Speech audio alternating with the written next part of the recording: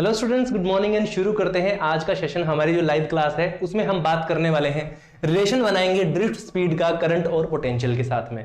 देखिए drift speed क्या होती है, आई मीन टू से ड्रिफ्ट वेलोसिटी। दोनों में वैसे थोड़ा सा फर्क है। जब आप वेलोसिटी जब बोलते हैं drift velocity, in that case आप बात कर रहे हो तो वेक्टर फॉर्म की डायरेक्शन भी इंक्लूड होती है।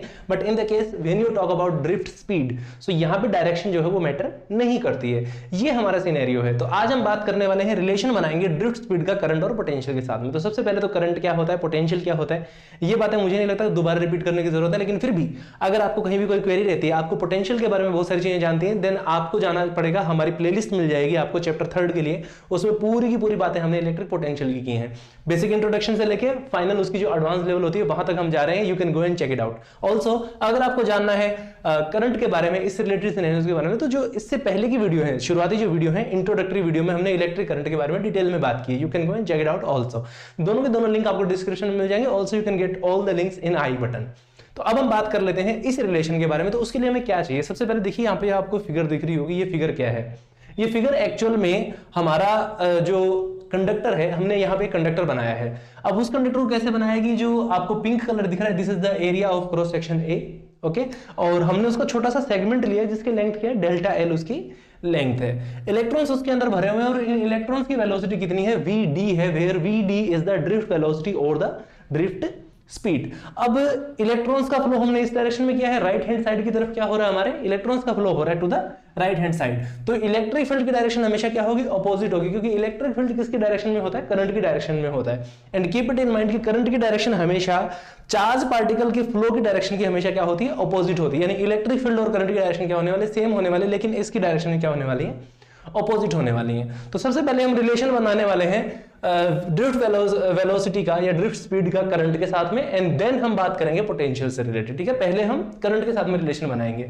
तो जब भी हम करंट की बात करेंगे, हमें दो बेसिक क्वांटिटीज की जरूरत होती है, because current is the ratio of charge and time, और you can say that current is the flow of charge, और also you can say that current is the rate of flow of charge. ठीक है, तो charge की value पता करनी है और टाइम की वैल्यू पता करनी है कि इस डेल्टा एल लेंथ को निकलने में, यहां से निकल के जाने में किसी एक पर्टिकुलर आयन को कितना टाइम लगने वाला है। सो लेट्स फाइंड आउट क्या होने वाला है हमारे पास में। यहां पे हम मान लेते हैं कि यहां पे स्मॉल एन हम मान लेते हैं नंबर ऑफ इलेक्ट्रॉन्स या नंबर ऑफ आयनिक पार्टिकल। हम इलेक्ट्रॉन्स की ही बात कर रहे हैं यहां पे, number of electrons in unit volume.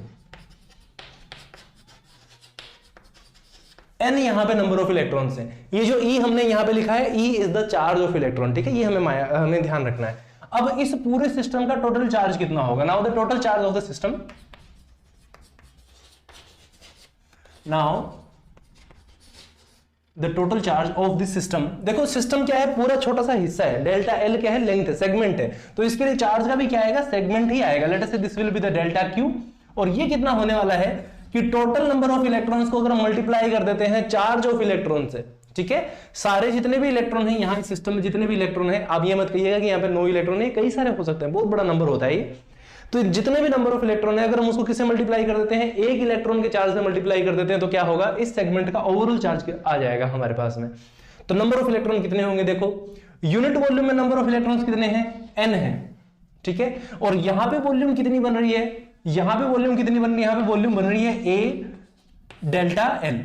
ये बात आपको समझ आई होगी। यहाँ पे ए हमारे पास में क्या है, एरिया ऑफ क्रॉस सेक्शन है, और उसको हमने किससे मल्टीप्लाई कर दिया, डेल्टा एल से मल्टीप्लाई कर दिया, which is again A length segment. ठीक है, यहाँ पे डायमेंशंस क्या होती है, इसकी डायमेंशन मीटर होती है, यहाँ पे मीटर स्क्वायर होती है। ठीक है, तो ओवरऑल जब इनको मल्टीप्लाई करते हैं आपस में, देन हमको कौन सी डायमेंशन मिलने वाली, वॉल्यूम की डायमेंशन मिलने वाली, which is the metre cube और द लेंथ क्यूब। ठीक है, L power 3, this is the volume dimension.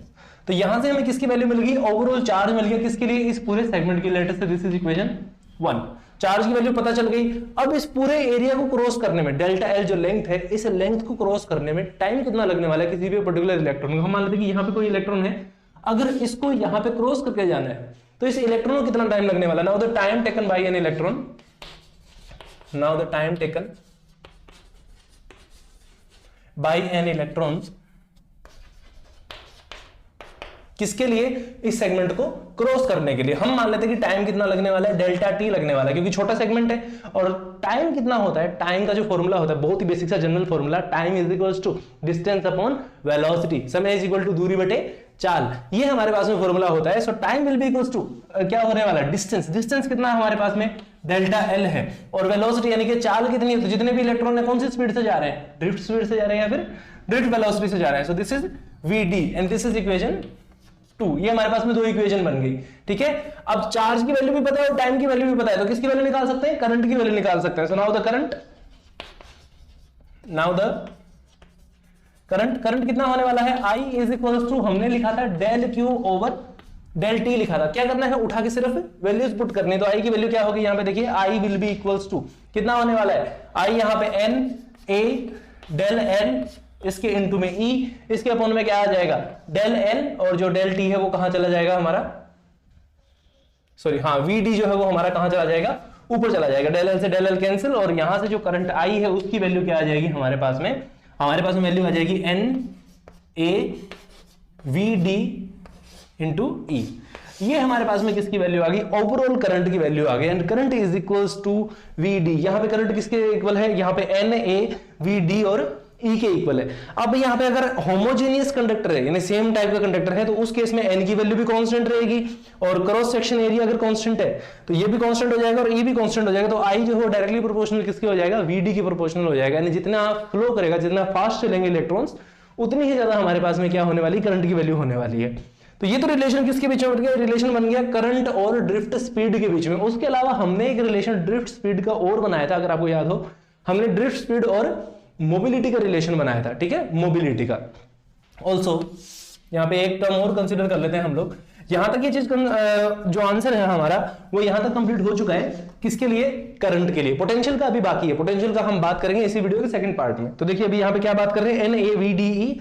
Also जो आपका VD है वो बराबर होता है म्यू इंटू E के बराबर होता है, ठीक है, where mu is the mobility coefficient, हमने बात की थी, mu is the mobility coefficient, ठीक है।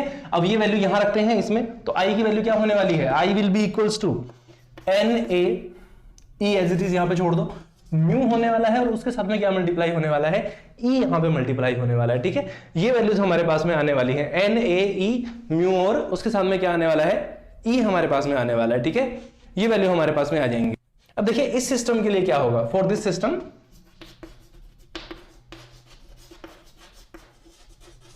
I की वैल्यू कांस्टेंट कब होगी, I की वैल्यू तब कांस्टेंट होगी जब यहां पे N की, A की, E की और म्यू की, इनकी वैल्यू जब हमारे पास में क्या हो जाएंगी, कांस्टेंट हो जाएंगी।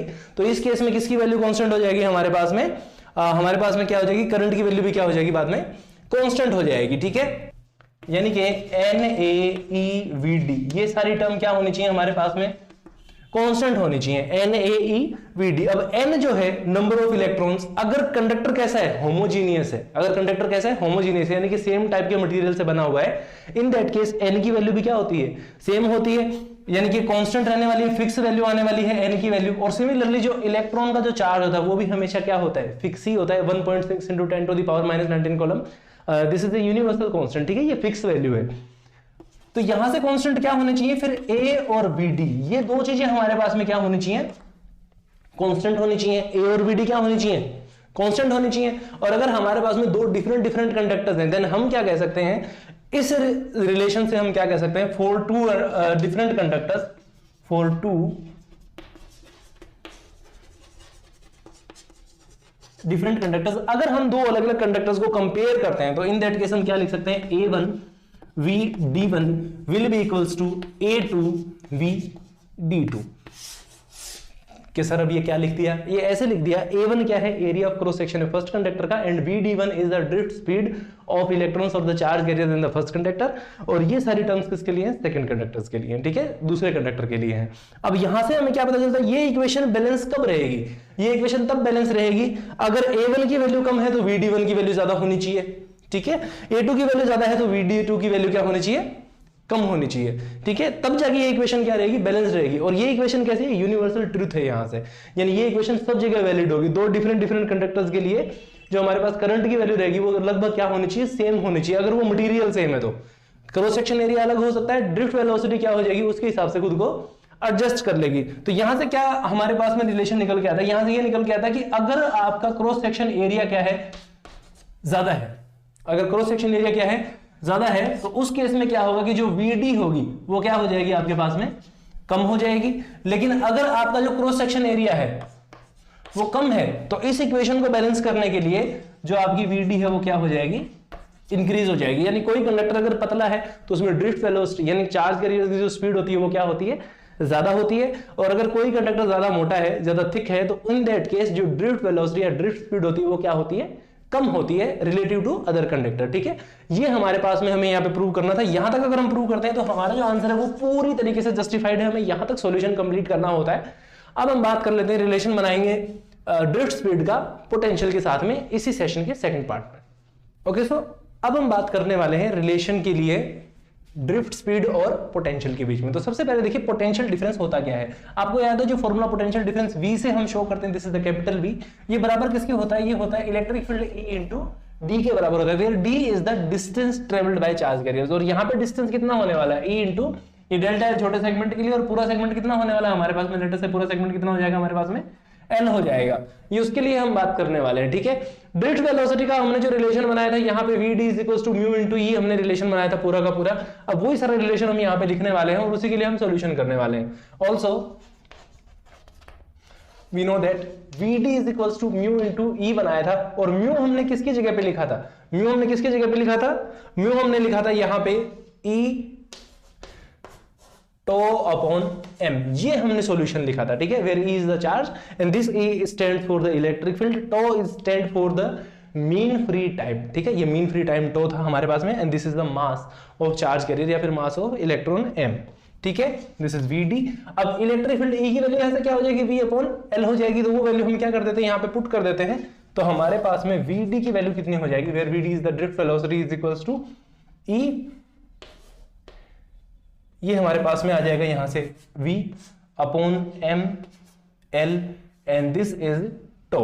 ये हमारे पास में वैल्यू आ जाएगी, किसकी वैल्यू आ जाएगी हमारे पास में, ये ड्रिफ्ट वेलोसिटी और पोटेंशियल के बीच का क्या आ जाएगा, हमारा रिलेशन आ जाएगा यहां से। तो एक वैल्यू तो हमारे पास में ये आ गई सॉल्यूशन हमारे पास में। ठीक है, this is the drift velocity is equals to this, ये वैल्यू हमारे पास में आ गई। अब इस एक्सप्रेशन में देखिए, अगर हमारे पास में कंडक्टर कैसा है जिसकी लेंथ क्या है, सेम है, लेंथ अगर हमारे पास में कांस्टेंट है तो हमारे पास में क्या क्या चीजें कांस्टेंट होगी इस एक्सप्रेशन में, hair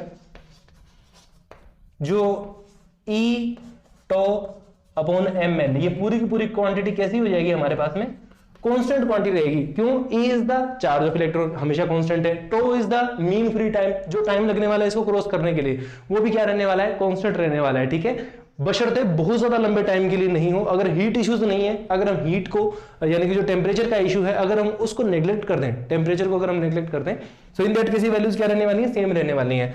m is the mass of charge carrier and l is the length of conductor. ठीक है, जो क्या रहने वाली है, हमेशा सेम रहने वाली है। आप ऐसा समझ सकते हो कि घरों में आपकी जो वायर होती है वो ऐसा नहीं होता कि कई साल चलने के बाद वो लंबी नहीं हो जाती है। ठीक है, वो सेम रहती है लेंथ में। सो सेम कंसेप्ट यहाँ पे यूज किया है, ये चीजें यहाँ ऐसे हो गई। तो इस तरीके से जो VD होने वाली है, जो ड्रिफ्ट वेलोसिटी हमारी जो VD है वो हमारी डायरेक्टली प्रोपोर्शनल हो जाएगी किसके, पोटेंशियल के। ठीक है, बाकी सारी क्वांटिटीज कांस्टेंट है, तो VD will be directly proportional to potential only. इसका मतलब क्या होगा कि जैसे जैसे आपका पोटेंशियल रेज करेगा, जैसे पोटेंशियल बढ़ेगा वैसे ही VD की वैल्यू भी क्या होंगी, इंक्रीज होंगी।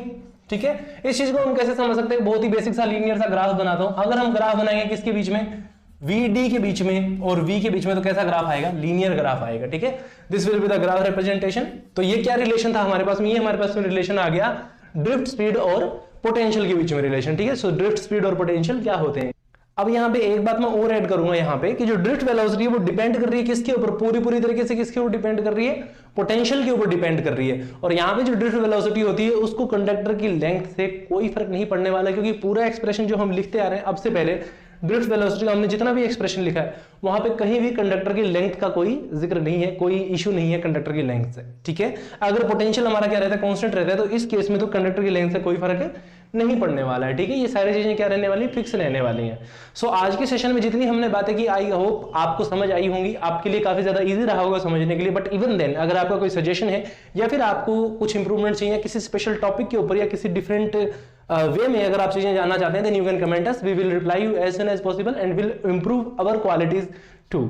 सो सेशन में लास्ट तक बने रहने के लिए आपका बहुत बहुत धन्यवाद। ऐसी नई नई चीजें देखते रहिए, सीखते रहिए और बने रहिए हमारे साथ में, एंड मिलते हैं आपसे एक नए वीडियो में नए कंसेप्ट और नए टॉपिक्स के साथ में। So thank you very much again, have a great day, जय हिंद।